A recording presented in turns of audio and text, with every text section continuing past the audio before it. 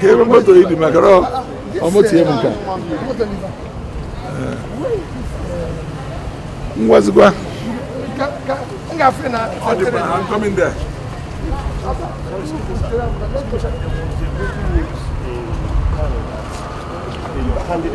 Please, they're not. Go and the party people. The party chairman. Go and talk to the party chairman. I'm not in Kano. I'm in Tribuna here. The party chairman is the time. I'll dispose. Pick up a motor.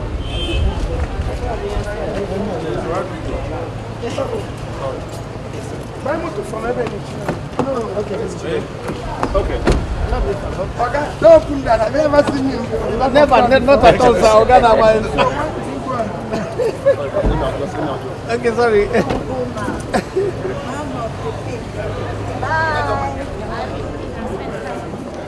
Well, it's very unfortunate because I have seen the declarations made by the Federal High Court Kano Division, so which is binding on Abia State governorship governor-elect Otti of Labour Party.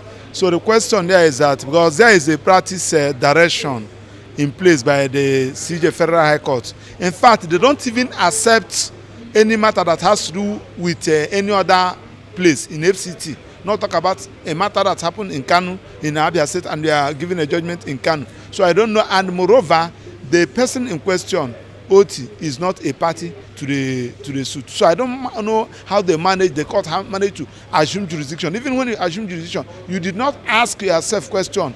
Even when the party failed to bring the necessary all the parties, you should have asked that all these parties should be joined. So I don't know how that particular judgment is going to stand, going by the practice direction of the CJ Federal High Court and the parties, the parties that are supposed to be joined who are not a party to that suit. So that is where the confusion lies. But we are seeing what will happen at the appeal, because I know that definitely they are going to test it in appeal.